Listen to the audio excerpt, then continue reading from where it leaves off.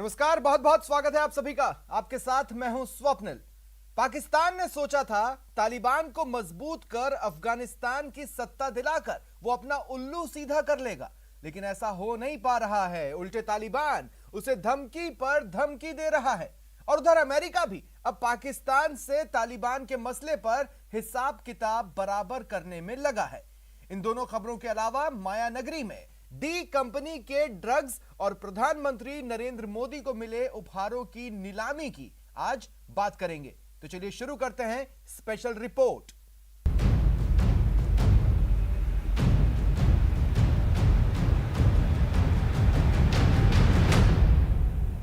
पाकिस्तान ने जिस तालिबान को मजबूत करने का काम किया, अब वही तालिबान पाकिस्तान को धमकी दे रहा है।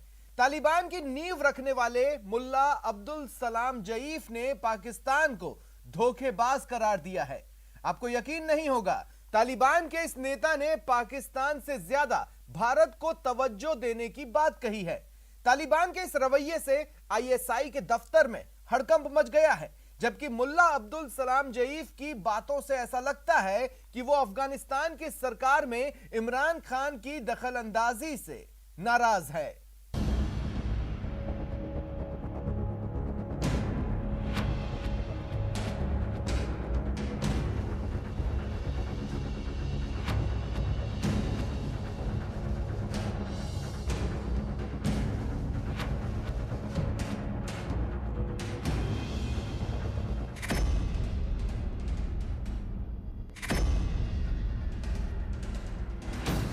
तालिबान के लिए पाकिस्तान ने क्या नहीं किया। अमेरिका की पीठ में छुरा घोंपा, चोरी छिपे उनकी मदद की, अफगान आर्मी से लड़ने के लिए हथियार मुहैया कराए, अपने सैनिकों को तालिबान की ओर से लड़ने के लिए अफगानिस्तान भेजा और महज कुछ महीनों में ही तालिबान को अफगानिस्तान का सिरमौर बनवा दिया। आज तक पाकिस्तान तालिबान की वकालत कर रहा है। तालिबान को अंतर्राष्ट्रीय मान्यता दिलाने के लिए संयुक्त राष्ट्र तक में नए नए पैंतरे आजमा रहा है। There is only one way to go. We must strengthen this current government, stabilize it for the sake of the people of Afghanistan. What have the Taliban promised? They will respect human rights. They will have an inclusive government. They will not allow this soil to be used by terrorists. And they have given amnesty.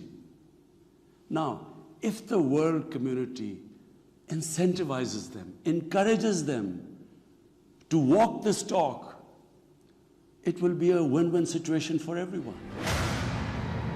Pakistan अपने फायदे के लिए ही सही, लेकिन तालिबान की खुशामद में कोई core कसर नहीं छोड़ रहा, जबकि तालिबान का पाकिस्तान से शायद मोह भंग होने लगा है। आपको यकीन नहीं होगा, लेकिन तालिबान के नेता अब पाकिस्तान की खुलकर मुखालफत करने लगे हैं।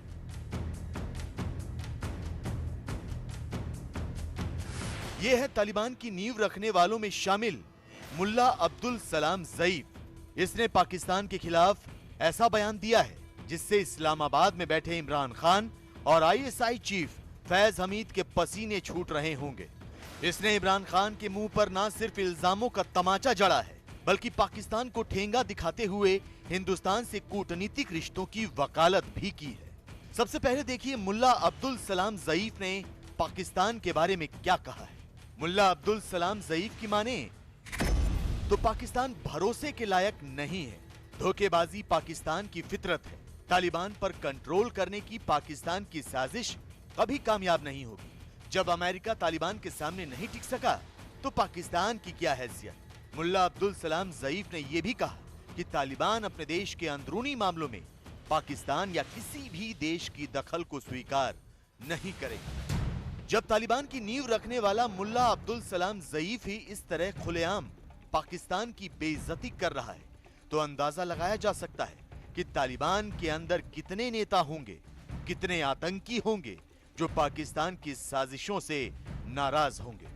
तालिबान के नेता अब्दुल सलाम ने जो पाकिस्तान के लिए एक तरह से संदेश दिया है, वो मुझे लगता है तालिबान का शुरू से एटीट्यूड सेम रहा होगा और इस एटीट्यूड पर वो ज़रूर काम करेंगे कि पाकिस्तान जो कुछ चाह रहा है अफगानिस्तान में डिस्टेबलाइज करना, जिस तरीके का वहाँ पर गवर्नमेंट के बीच में इंटरफेरेंस करना, टेररिज्म को बढ़ावा देना, उसमें तालिबान का सबसे बड़ा घाटा है क्योंकि उनका नाम इन्वॉल्व है, और साथ ही साथ अफगानिस्तान का और बड़ा घाटा है क्योंकि वो कंट्री इन्वॉल्व है। अभी कुछ दिनों पहले एक वीडियो सामने आया था जिसमें तोरखम गेट पर सामान से लदे पाकिस्तान के ट्रक को तालिबानी आतंकियों ने सिर्फ इसलिए रोक दिया क्योंकि उस पर पाकिस्तान का झंडा लगा था। यही नहीं, तालिबान के आतंकियों ने इस झंडे को ट्रक से उतारा और पाकिस्तान के खिलाफ नारे भी लगाए। मतलब साफ है, पाकिस्तान की चालबाजियों से तालिबान अच्छी तरह वाकिफ है और सत्ता हासिल करने के बाद अब वो पाकिस्तान से किनारा करना चाहते हैं। लेकिन हैरानी की बात यह है कि पाकिस्तान समर्थक हक्कानी नेटवर्क की मौजूदगी के बावजूद तालिबान भारत से अच्छे रिश्ते भी बनाना चाहते हैं। तालिबानी नेता मुल्ला अब्दुल सलाम ज़ईफ ने कहा है कि तालिबान भारत के साथ कूटनीतिक संबंध स्थापित करना चाहते हैं। मुल्ला अब्दुल सलाम ज़ईफ ने तालिबान की ओर से दोबारा ये आश्वासन भी दिया कि भारत के खिलाफ अफगानिस्तान की जमीन का इस्तेमाल नहीं होगा। तालिबान भारत जैसे पड़ोसी मुल्क के साथ दोस्ताना रिश्तों की पैरवी करते हैं। मुझे लगता है कि तालिबान ये रियलाइज जरूर करता होगा कि अगर भारत का साथ लिया तो एक स्ट्रेटेजिक विन इंटरनेशनल डिप्लोमेसी में ये भी होगी कि अगर वो भारत जैसे कंट्री का फेवरेबल वोट ले लेता है कि यस वो इंडिया उनकी गवर्नमेंट को रिकॉग्नाइज कर लेती है, तो ये अपने आप में बहुत बड़ी अचीवमेंट होगी, क्योंकि एक बार इंडिया जब कोई चीज़ फॉलो करता है उसके पीछे काफ़ी देश हैं जो इसको देखते हुए मान्यता जरूर देंगे। तालिबान के दिमाग में क्या चल रहा है ये तो वक्त ही बताएगा, लेकिन इन चंद महीनों में ये तो साबित हो चुका है कि पाकिस्तान के लिए तालिबान की दोस्ती किसी मुसीबत से कम नहीं। फिर चाहे वो तालिबान का दोहरा रवैया हो, भारत से संबंध सुधारने की बात हो, या फिर पाकिस्तान में तालिबान का खूनी जिहाद। आंकड़े इस बात की तस्दीक करते हैं कि तालिबान नाम के जिस तीर से पाकिस्तान भारत को जख्मी करना चाहता था, अब वही तीर उसके लोगों का खून बहा रहा है। साउथ एशिया टेररिस्ट पोर्टल के आंकड़ों के मुताबिक अमेरिकी सेना के अफगानिस्तान छोड़ने के बाद पाकिस्तान में आतंकवादी हमले 4 साल के उच्चतम स्तर पर पहुंच गए। पाकिस्तान में इस साल अगस्त के महीने में कम से कम 35 आतंकवादी हमले हुए हैं। इनमें 52 से अधिक लोगों की मौत भी हुई है। ये आंकड़ा फरवरी 2017 के बाद से सबसे ज्यादा है। तो गौर करने वाली बात यह है कि इनमें से ज्यादातर हमलों के लिए टीटीपी यानी तहरीक तालिबान पाकिस्तान को जिम्मेदार ठहराया गया है। टीटीपी तालिबान का ही एक विंग है जो पाकिस्तान में काम करता है। रक्षा जानकारों ने चेतावनी दी है कि अफगानिस्तान में तालिबान राज और वहां जारी अस्थिरता पाकिस्तान के लिए बड़ा खतरा बन सकती है। लेकिन इस सब के बावजूद इमरान खान नियाजी कबूतर की तरह आंखें बंद किए तालिबान प्रेम का इजहार कर रहे हैं। इमरान खान तालिबान के लिए बैटिंग कर रहे हैं, जबकि तालिबान उन्हीं की गिल्लियां बिखेरने की तैयारी में है। तालिबान का साथ देना पाकिस्तान को बहुत भारी पड़ सकता है। सुपर पावर अमेरिका भी अफगानिस्तान में पाकिस्तान की खुफिया एजेंसी आईएसआई के किरदार से चिढ़ा हुआ है। अमेरिका के रक्षा मंत्रालय की ओर से कुछ ऐसी बातें कही गई है जिससे यह पता चल रहा है कि बाइडेन सरकार अफगानिस्तान के मुद्दे पर आईएसआई से सवाल जवाब करने की तैयारी कर रही है। गौर करने वाली बात यह है कि पूरी दुनिया के सामने नहीं बल्कि बंद कमरे में अमेरिका आईएसआई की क्लास लगा सकता है।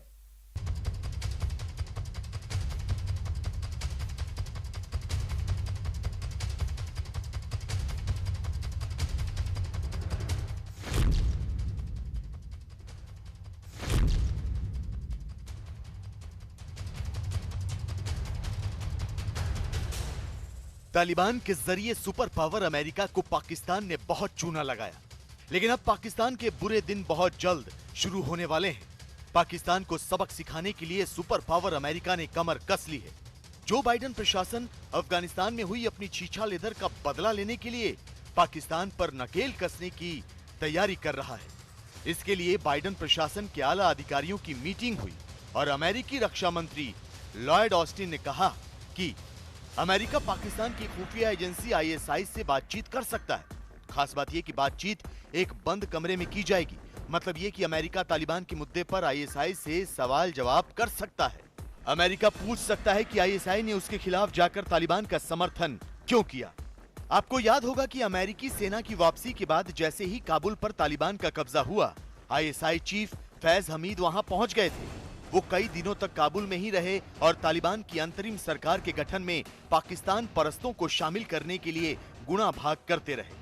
उस वक्त के ये तमाम वाकयात अमेरिका को अच्छी तरह याद है। अमेरिका को याद है कि पाकिस्तान तालिबान राज आते ही बेसब्र हो गया था। वो तालिबान को गद्दी पर बिठाने के लिए बेचैन हुआ जा रहा था। तो शायद यही वजह है कि अब अमेरिका सबके सामने नहीं बल्कि तालिबान के मुद्दे पर सीक्रेट मीटिंग कर आईएसआई से सवाल जवाब करने की तैयारी कर रहा है। अमेरिका के रक्षा मंत्री ने अपने बयान में यह भी कहा कि आने वाले समय में पाकिस्तान और तालिबान के संबंध बहुत ही कॉम्प्लेक्स हो सकते हैं और इसमें तनाव आ सकता है। इसका स्पष्ट रूप से इसका कारण यह है कि जो तालिबान की राजनीति में जिस तरीके से पाकिस्तान दखल देने की कोशिश कर रहा है, पाकिस्तान तालिबान की जो आंतरिक गुटबाजी है उसमें हक्कानी नेटवर्क को शह दे करके उस गुटबाजी में भी पाकिस्तान अपने इंटरवेंशन को बढ़ाने की कोशिश कर रहा है। उसकी वजह से तालिबान के अंदर भी अब पाकिस्तान की आईएसआई और पाकिस्तान की सरकार के प्रति असंतोष बढ़ता जा रहा है। वैसे इस खबर की गंभीरता का अंदाजा इसी से लगाया जा सकता है कि जिस वक्त अमेरिकी रक्षा मंत्री लॉयड ऑस्टिन आईएसआई से बंद कमरे में सवाल जवाब करने की बात कर रहे थे, उसी वक्त उनके दो general US joint chief of staff के प्रमुख जनरल मार्क मिले और यूएस सेंट्रल कमांड के कमांडर जनरल फ्रैंक मैकेंजी भी मौजूद थे। इस मौके पर जनरल मार्क मिले ने कहा, मैंने पिछले कुछ सालों में और हाल ही में पाकिस्तानियों के साथ कई बार बातचीत की है। मेरे दिमाग में कोई सवाल नहीं कि पाकिस्तान और तालिबान के बीच संबंध तेजी से जटिल होते जा रहे हैं। जाहिर है अमेरिका के सामने पिक्चर क्लियर हो चुकी है। अमेरिका को पता लग चुका है कि आतंक के खिलाफ कार्रवाई के नाम पर पाकिस्तान उसे धोखा दे रहा था। पाकिस्तान और तालिबान के संबंध काफी गहरे हैं।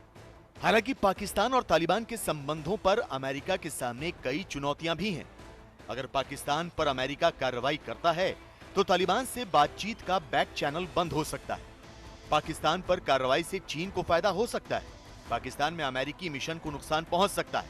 एशिया में अमेरिका की धमक को धक्का भी लग सकता है। हालांकि इस सब के बावजूद अमेरिका पाकिस्तान से नाराजगी का इजहार कर रहा है, जबकि अमेरिका की नाराजगी के बावजूद पाकिस्तान अब भी तालिबान का साथ देने से नहीं चूक रहा। पाकिस्तान सेना की मीडिया विंग आईएसपीआर ने कहा है कि तालिबान अपने वादों को जरूर पूरा करेगा। आईएसपीआर के director general major general Babar Iftikhar ने कहा है कि हमारे पास तालिबान पर भरोसा ना करने की कोई वजह नहीं है। यही वजह है कि हम राष्ट्रहित में लगातार उनके संपर्क में हैं। हमारा उद्देश्य है कि अफगानिस्तान से सटी इस सीमा पर शांति रहे। हम लगातार अंतर्राष्ट्रीय समुदाय से अपील कर रहे हैं कि वो अफगानिस्तान में शांति और स्थिरता कायम करने के लिए तालिबान का समर्थन करें। ये तो कुल्हाड़ी पर पैर मारने वाली बात हो गई। पाकिस्तान अमेरिका को बार बार नाराज कर रहा है, ये जानते हुए भी कि अफगानिस्तान में उसके किरदार से सुपर पावर बितका हुआ है। हक्कानी नेटवर्क को शह दे करके तालिबान की आंतरिक गुटबाजी में भी अपने दखल को बढ़ाने की कोशिश की। पंजशीर में जो ऑपरेशन चल रहा था उसमें भी पाकिस्तान ने मिलिट्री इंटरवेंशन करते हुए अपने चाइनीज CH-4 ड्रोन्स का इस्तेमाल करते हुए रेसिस्टेंस फोर्सेस के ऊपर हमले किए। इससे पाकिस्तान की जो इंटरवेंशनिस्ट भूमिका है अफगानिस्तान के मामलों में, ये बहुत स्पष्ट रूप से दिखाई देती है। और लेकिन आने वाले समय में जो अफगानिस्तान में जो स्थितियां बन रही हैं, ऐसे में जो तालिबान की आंतरिक गुटबाजी में जिस तरीके से पाकिस्तान के आईएसआई ने दखल दिया है, उससे पाकिस्तान और तालिबान के रिश्तों में तनाव आ सकता है। पाकिस्तान को पता है कि इस वक्त अमेरिका हालातों की वजह से मजबूर है, लिहाजा वो सीना जोरी पर आमादा है। तालिबान के समर्थन में खुलकर अपना पक्ष रख रहा है। लेकिन यह भी सच है कि अमेरिका का गुस्सा बढ़ा तो वो पाकिस्तान को सबक सिखाने से भी पीछे नहीं हटेगा।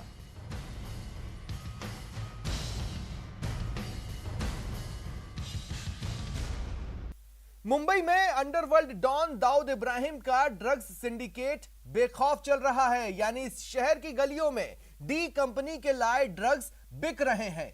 दरअसल दाऊद के गुर्गे की गिरफ्तारी के बाद यह राज खुला और उसके बाद से ही एनसीबी के होश उड़े हुए हैं।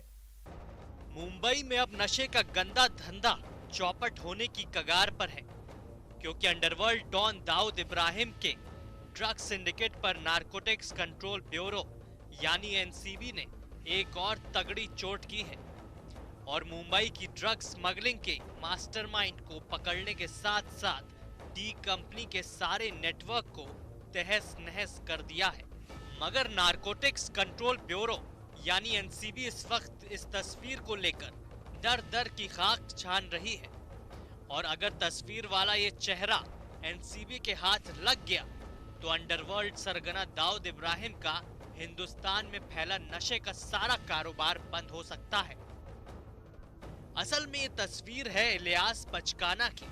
इलियास बचकाना उस अजीम भाऊ का पार्टनर है जो मुंबई में दाऊद के ड्रग्स के कारोबार को संभालता है। मगर एनसीबी की ताबड़तोड़ छापामारी के दौरान पिछले दिनों धर लिया गया, लेकिन इसी बीच इलियास बचकाना कानून के हाथ से फिसल गया। मुंबई और उसके आसपास फैले नशे के कारोबार पर लगाम लगाने के लिए एनसीबी लगातार छापेमारी कर रही और नशे के सौदागरों को कानून के शिकंजे में कसने की लगातार कोशिशें भी करती नजर आई, लेकिन मुंबई में ड्रग सप्लाई रुकने का नाम ही नहीं ले रही थी। यहां तक कि एनसीबी को भनक भी नहीं थी कि आखिर ये सब क्यों नहीं रुक पा रहा है। तभी उसके हाथ दाऊद का एक खास गुर्गा मोहम्मद अजीम अबू सलीम उर्फ अजीम भाऊ लगा और उसने जब मुंह खोला तब एनसीबी को जाके पता चला कि ड्रग्स के कारोबार की जड़ें कहां से जुड़ी हुई हैं। इसी महीने की 17 तारीख को मुंबई एनसीबी के हत्थे दाऊद इब्राहिम का खास वफादार अजीम भाऊ उर्फ मोहम्मद अजीम अबू सलीम चढ़ा था और उसके पास से एनसीबी के नशे की अच्छी खासी खेप भी बरामद की थी। उस केस में ये जो अजीम भाऊ नामक व्यक्ति है जो मेन मास्टरमाइंड के तौर पे जिसकी रोल आई थी, तो उसे भी लास्ट वीक इंटरसेप्ट किया है, जहाँ पर ये हाइडिंग उसके हाइड आउट था नवी मुंबई में, तो उसको वहाँ से हम लोग ने इंटरसेप्ट किया है। तो बेसिकली इसका नेटवर्क डायरेक्टली कुछ आउटसाइड द स्टेट्स भी कुछ उसके नेटवर्क एक्टिव थे जहाँ से ड्रग्स प्रोक्योर करता था। उसके अलावा फिर उसका एक और गुर्गा जो पुणे था, तो ये उसे वहाँ पर सप्लाई करने के बाद में वो ड्रग मुमरा खोसा में आने के बाद में मुंबई गुजरात जैसी जगहों पे जाया जाता था। एनसीबी सूत्रों से मिली जानकारी के मुताबिक दाऊद के इस गुर्गे ने पूछताछ में कई ऐसे खुलासे किए हैं जिसे सुनकर आला अधिकारी सन्न रह गए। इन खुलासों ने अधिकारियों को ये सोचने पर मजबूर कर दिया कि डी कंपनी दूसरे ठिकानों से लगातार ड्रग्स तस्करी कर रही थी और उन्हें उसकी भनक कैसे नहीं लगी। पीएम मोदी को मिली यादगार निशानियों की नीलामी को लेकर लोगों में जबरदस्त उत्साह देखने को मिल रहा है। पीएम मोमेंटो नाम की वेबसाइट पर कुछ प्रोडक्ट की कीमत 10 गुना से भी ज्यादा तक पहुंच गई है। खास बात यह है कि यह वेबसाइट जब से लॉन्च हुई है तब से कम कीमत वाली चीजों की अच्छी खासी बोली लगाई जा रही है। पीएम मोमेंटो नाम की इस वेबसाइट की चर्चा इस वक्त देश ही नहीं दुनिया भर में हो रही है। वजह है पीएम मोदी को मिली निशानियों की नीलामी। इस वेबसाइट पर उन तमाम चीजों की नीलामी की जा रही है जिन्हें बतौर उपहार पीएम मोदी को दिया गया। चौंकाने वाली बात यह है कि इस ऑक्शन को लेकर लोगों में जबरदस्त उत्साह देखने को मिल रहा है। आलम यह हो चुका है कि कई सामान की कीमत तो 8 से 10 गुना ज्यादा तक पहुंच चुकी है। इस वेबसाइट के लॉन्च होने के बाद से 3 अहम बातें भी सामने आई हैं। पहली बात यह कि कम कीमत वाले प्रोडक्ट की लगातार ऊंची बोली लगाई जा रही है। दूसरी बात यह कि ओलंपिक पदक विजेता खिलाड़ियों की निशानियों को लेकर लोग ज्यादा रुचि दिखा रहे हैं। तीसरी बात यह कि वेबसाइट पर डिस्प्ले किए गए प्रोडक्ट को ज्यादा से ज्यादा लोग देख रहे हैं। यही वजह है कि वेबसाइट से जुड़े मंत्री भी आम जनता से अपील कर रहे हैं कि लोग ज्यादा से ज्यादा इस ऑक्शन में हिस्सा लें और नीलामी के जरिए नमामि गंगे जैसे मेगा प्रोजेक्ट में अपनी भागीदारी निभाएं। इस एक्शन के द्वारा जो भी राशि, जो भी पैसे भारत सरकार को आते हैं, उस पैसे को हम नमामि गंगे प्रोग्राम जो अपने बहुमूल्य कार्यक्रम होते हैं, इसमें आप योगदान दे सकते हैं। पीएम मोमेंटो नाम की इस वेबसाइट को बेहद ही खास अंदाज में तैयार किया गया है। हर एक प्रोडक्ट को बकायदा एक कोड दिया गया है और इसका आकलन क्यूरेटर द्वारा किया गया है। पूरा विवरण इस प्रोडक्ट का वेबसाइट पर मौजूद है। कुल मिलाकर कोशिश यही की गई है कि पूरी की पूरी ई नीलामी की प्रक्रिया पारदर्शी हो। और आइए अब आपको दिखाते हैं आखिर किन किन प्रोडक्ट को लेकर लोगों में अब तक क्या रुझान देखने को मिला है। राम मंदिर का वुडन मॉडल। इसका बेस प्राइस 2,50,000 है। अब तक इसकी बोली 4,11,000 तक पहुंच चुकी है। पीवी सिंधु का कांस्य पदक बैडमिंटन रैकेट, इसका बेस प्राइस 80 लाख है। इसकी नीलामी 90 लाख तक पहुंच चुकी है। नीरज चोपड़ा का स्वर्ण पदक भाला, इसका बेस प्राइस 1 करोड़ है, जबकि इसकी बोली 1 करोड़ 100 लगाई जा चुकी है। वुडन अशोक स्तंभ, इसका बेस प्राइस 2500 है, जबकि अब तक इसकी बोली 7,50,000 पहुंच चुकी है। मेटल की गदा, इसका बेस प्राइस 2500 है, जबकि इसकी बोली 31,000 तक पहुंच चुकी है। खिलाड़ियों की तरफ से भी इस बात की अपील की गई है कि इस ऑक्शन में लोग बढ़ चढ़कर हिस्सा लें। मैं बहुत खुश हूँ कि वहाँ और उसके साथ पीएम सर को मिले, बाकी गिफ्ट्स की ऑप्शन करें। नमामि गंगे प्रोजेक्ट के लिए एक नेक काम के लिए उन उपकरणों का ऑक्शन हो रहा है।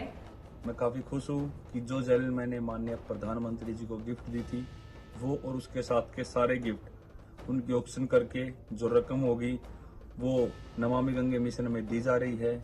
उम्मीद यही जताई जा रही है कि 7 अक्टूबर तक चलने वाली इस मेगा ऑक्शन में और ज्यादा लोग हिस्सा लेंगे।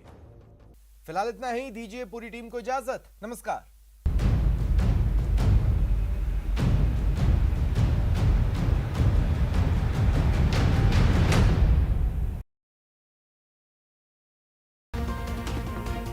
एक बत्तख का